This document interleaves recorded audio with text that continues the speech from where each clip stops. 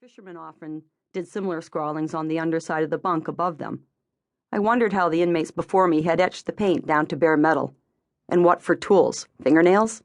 Mine had been gnawed to nearly bleeding in the nerve-racked 48 hours since my arrest.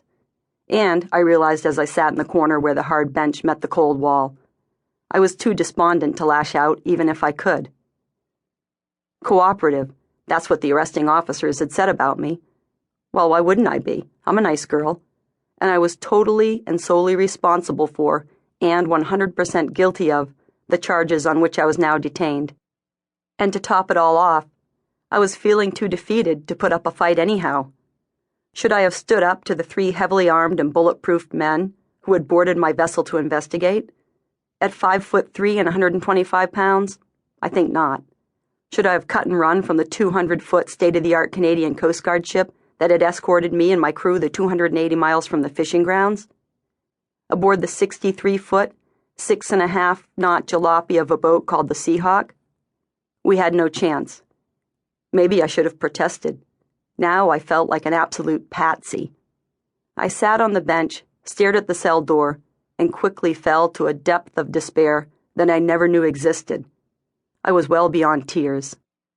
How could I have been so stupid? It's a long story, but I have time.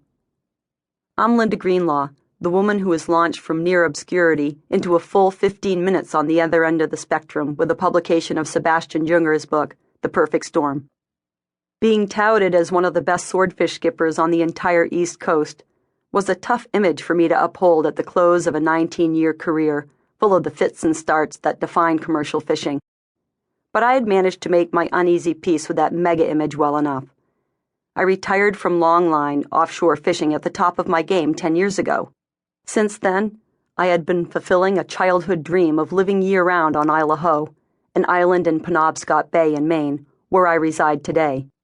The decade following my coming ashore from bluewater fishing is an example of real and drastic life change.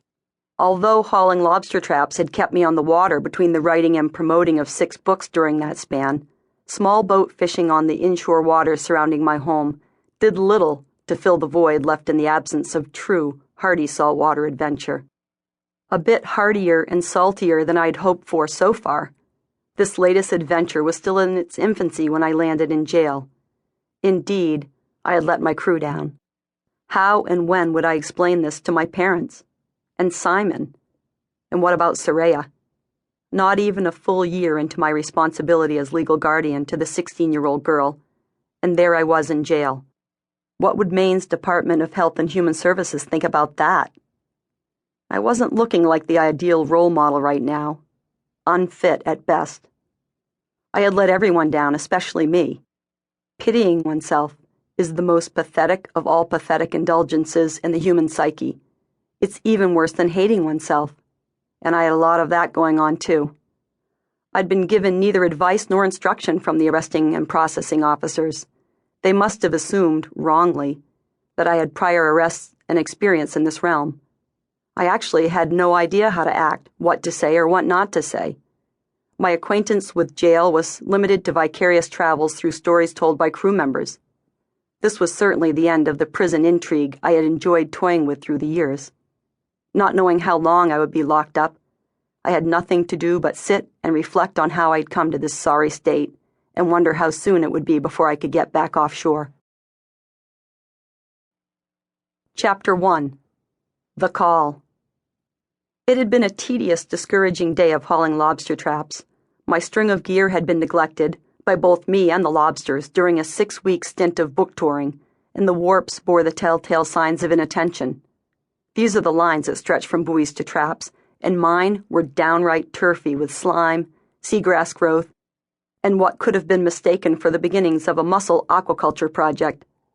The catch was so pathetic, I could see the bottom of the blue plastic barrel through the lobsters it contained at the end of the haul.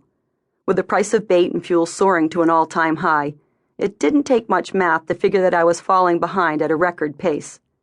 Disheartened, I threw a couple of buckets of water across the deck of the Maddie Belle, put her on the mooring, and headed home. The bed of my pickup truck had finally slouched toward the road far enough to rub against the axle or the drive shaft or something else it wasn't designed to ride on.